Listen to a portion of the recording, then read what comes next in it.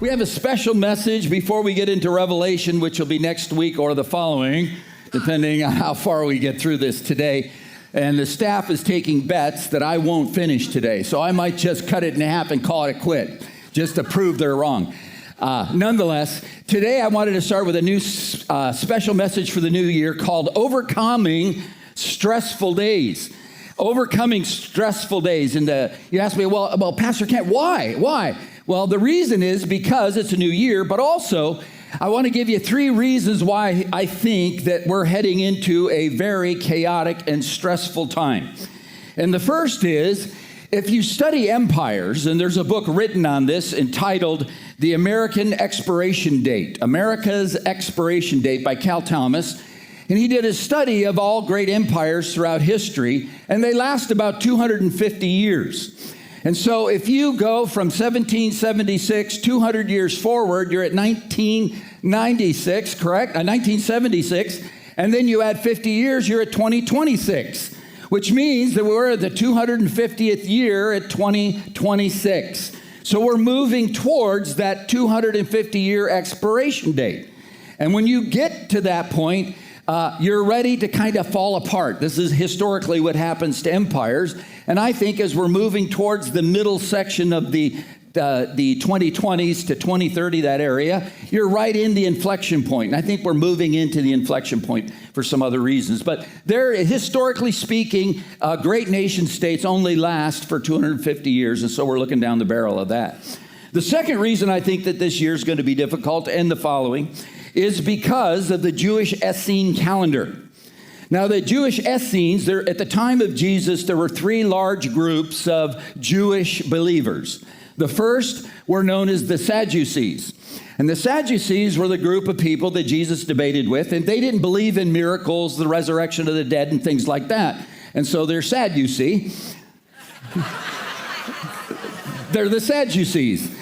And the second group are the Pharisees, and that means the pure ones, or the pure group. And they were constantly and always fighting with Jesus, the Pharisees and the Sadducees. But there was a third group that you don't read a lot about in the Bible. But as a result of the Dead Sea Scrolls, we know were existing at the same time. In fact, they began to emerge in the Middle East and in Israel around 200 BC, and they were gone by 100 AD. And who were these people? Well, as we've came to have a fuller understanding of who they are when we discovered the Dead Sea Scrolls, which were discovered in mid-1940s. But the Israeli, archaeological society that's headed up by the government doesn't release the information that's found in these digs until they sift through them all and, make sure they're properly cataloged and all that. It's not a conspiracy, but it takes them a long time to work through all of it because there's so many of these scrolls, and it's a new historical finding.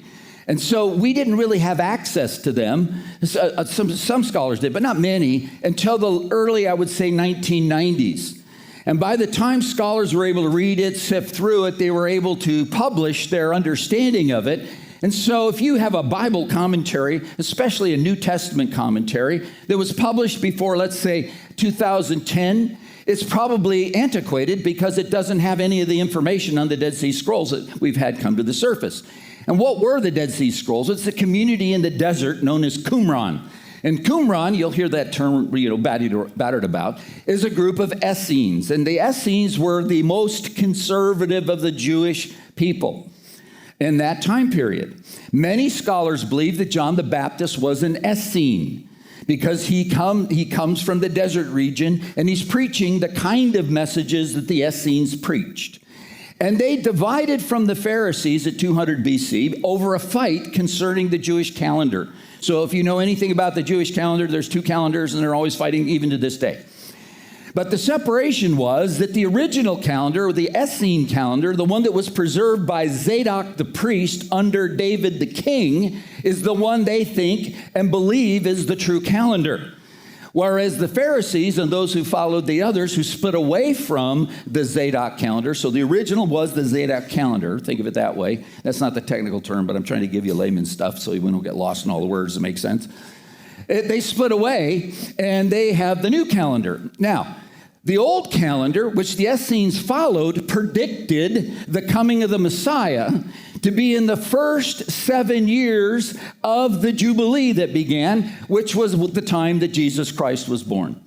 And so they believed that this person named Jesus of Nazareth could be the Messiah. And so you never see the Essenes in the New Testament debating with Jesus. They're just watching him. And they know he'll be, according to their calendar, crucified in 32 AD, which Jesus Christ was. And when he resurrected from the dead, as you read in the book of Acts, many Jewish priests became Christians and joined the Christian movement, correct? Who were they? They weren't the Pharisees, maybe some. They weren't the Sadducees, because they don't believe in a resurrection. Now they have something to explain. It was the Essenes. And that's why they disappeared by the end of the first century. They all became Christians and joined the Christian movement. Well, their calendar says there's a second coming of the Messiah. And remember, this calendar has been in existence since the time of King David. They claim it goes all the way back to Noah, okay? So it's the same calendar. It predicts the second coming of the Messiah to establish a 1,000-year reign on earth in, are you ready? 2025. Now, he doesn't come 2025. He comes in the Jubilee that is started in 2025, and that's a 50-year period. So anywhere, according to the Essene calendar, between 2025 and 2075, they expect that Christ will be coming back to establish his kingdom on earth. Ooh. So, and they haven't missed the other calendar markers. The calendar also predicted the destruction of Jerusalem in 70 AD. And we just found that calendar, and scholars are going through it and going, oh my goodness, this is pretty amazing. And there's some great books written on it. It's very complicated. There's newspaper articles about this calendar and things like that, because it's very accurate. So we're moving towards 2025, would you say? But there's a third reason. So empires only last about 250 years. The Essene calendar says Messiah is going to come anywhere from 2025 to 2075. And we have good reason to think that it's probably accurate. Who really thinks the world can hang on until past 2075? I don't know. The way things are changing so fast, something pretty dramatic is going to happen between now and then. And if Jesus came back, who would be surprised? Amen? Now, there's a third reason. And that's because we are in what is known as the fourth turning. And historians have come up with a theory of history called generational history. And they've tested it all the way back to the Roman Empire and every major nation since then. What they find is that there is a succession, an 80-year time period in which a culture transforms itself. And that 80-year time period is really effectively one generation. So you're born, day one. 80 years later, most people are dead. So that generation passes every 80 years. Does that make sense? And when that generation passes and turns the levers of power to the next generation, it creates great turmoil. And it goes through four different segments in those 80 years, 20 years apiece. And the last one is known as the fourth turning. These generations turn over. The fourth turning. And in that fourth turning, you have a cataclysmic event. In fact, they explained it. What happens during the fourth turning? Crisis. According to historians Neil Howe and William Strauss, the fourth turning is a crisis. It's an era of destruction, often involving war or revolution, in which, here's the key phrase, institutional life is destroyed and rebuilt in response to a perceived threat to the nation's survival. What's happening right now? There is a war. And the war is between globalism and nationalism worldwide. We are in a fourth turning in American history. The first turning was the Revolutionary War in 1776. You go 80 years forward, you're in 1856. 1856, the Republican Party was founded to eliminate slavery. And the first presidential candidate of the Republican Party was Abraham Lincoln. The Civil War ended in 1865. Move forward 80 years, 1945, the end of World War II. So that fourth turning included World War II. So the first fourth turning was the Revolutionary War. The second fourth turning was the Civil War. The third fourth turning, was the World War II. Now you go 80 years forward, and you're in 2025. Fourth turning. We're moving into the time of crisis. 2024, who thinks that 2024 might be a little bit rocky in light of the election? In light of the indictment of a president that will be prosecuted for whatever he's being prosecuted for, they're going to try to impeach him. Whether they will or not, that's another story, but that's what they have meetings doing that right now. Who thinks that people might be arguing about the integrity of the election? Who thinks we might be moving towards a police state? Who was here to see the movie Police State this last week, right? Yeah, these things are all coming true, correct? And so what we're doing is we're moving into this fourth turning. And what's the fight about? The preservation of the nation. What we're facing right now in America is, will we be ruled by the founding principles based on the laws of nature and nature's God, as it says in the Declaration of Independence, which is a technical phrase, and if you go to a legal dictionary published in that era, they will define those terms as the laws of nature, things like gravity, etc., natural law, and the laws of nature's God as the Bible. The Ten Commandments specifically, and the two commandments of Christ. So when we founded this nation, we told England, we have a legitimate right to rebel against your tyranny and your ownership of us as a nation, because you have violated God's eternal law, recorded in nature and recorded in Scripture, and that's why we're doing this. And we know also that over 85% of Americans at that time claimed to be Christian, and 75% were hardcore Calvinist Christians. And who are hardcore Calvinist Christians? Bible only. Hardcore Bible.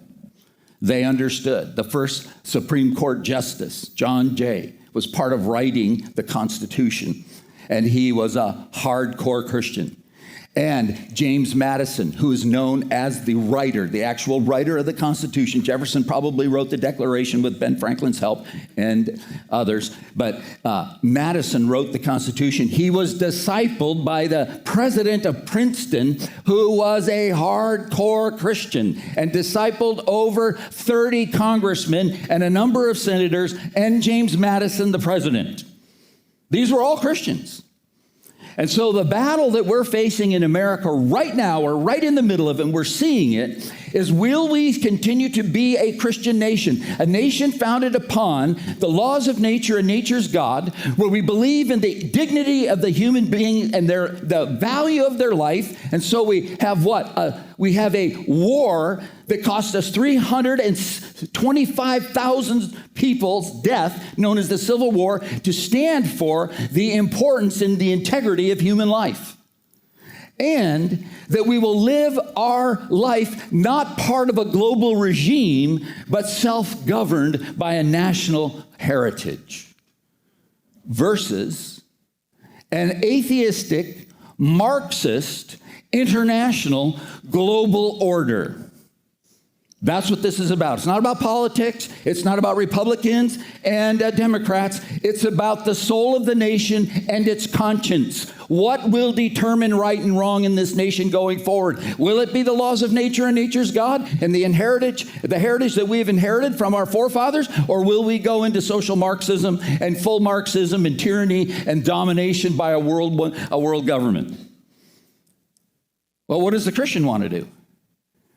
One world government, we'll find out when we're in the book of Revelation again, is headed up by the Antichrist, because he then is able to consolidate all power, because there's a one world government and a one world religion and a one world economic system. Not a good idea. So we want to be nationalists, which means we believe in tradition, religion, culture, and community, and a free market society. That's what we're fighting for. That's what we're walking into in this next election.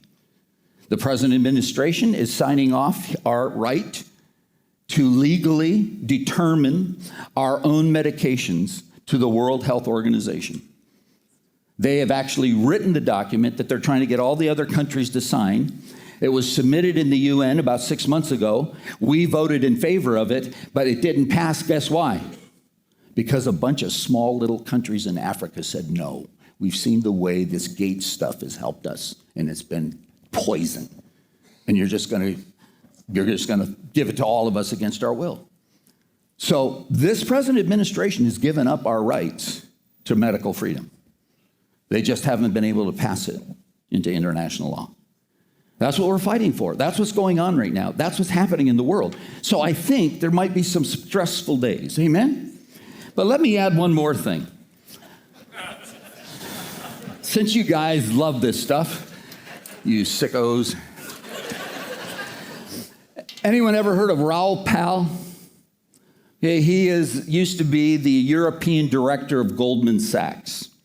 He left Goldman Sachs. He's a Spanish guy. He left Goldman Sachs. He moved to the Cayman Islands and opened his own, basically, economic advisory corporation known as Real Vision. And he advises hedge funds worldwide. He's very successful at that, charges a very big fee. I was fortunate enough to be able to have access to that. And he, every week on Friday, gives a little summary of this. He's a specialist in macroeconomics and economic theory and how that impacts, investment decisions going forward. Does that make sense? And so what he does is every Friday he has what he calls a open mic or something like that, or open phone or anything. And he gives 20 minutes of his take on what's happening, and then he takes questions. Does that make sense? Well, on this last Friday, he talked about what's going on, and this is what he said. Also, 2024 should be a pretty straightforward election cycle kind of year. Governments always have to hand out cookies to the kids, the voters, at election time.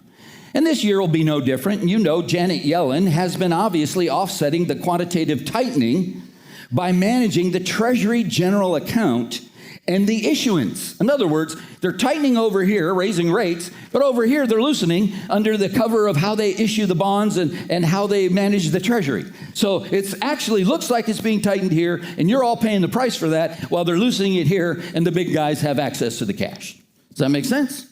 That's what he's saying is going on, all right? And then he says this, and I don't see any reason why Yellen will want to tighten conditions just when they fear Donald Trump the most. They will do anything and everything in their power to not let that happen. In other words, Trump be elected.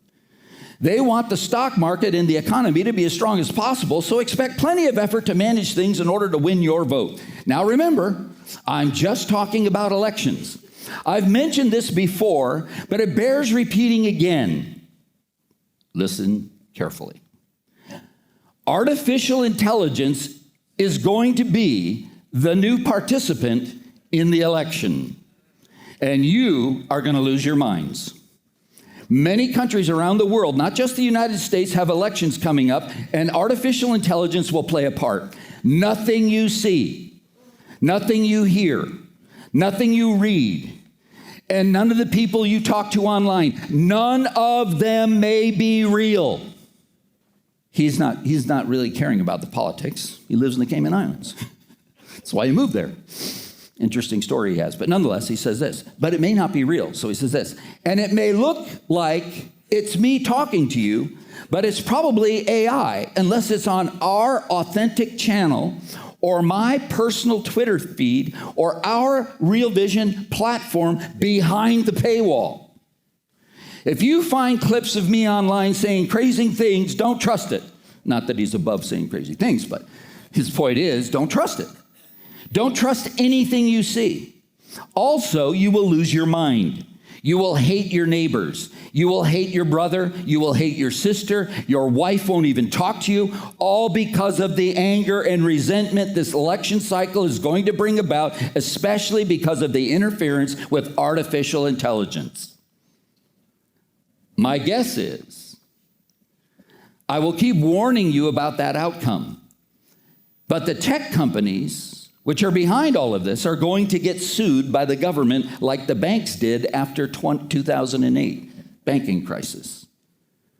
In other words, you can't do anything until you catch them in the act. And his guess is they're going to be involved in this artificial intelligence stuff and then going to be caught in the act and then later be, dealt with. So, and then he ends his comment with this. You ready? So that's all I have to say on this cheery note. What's my point? Everything that's going on in culture right now is pointing to the fact that we may have some stressful days coming ahead.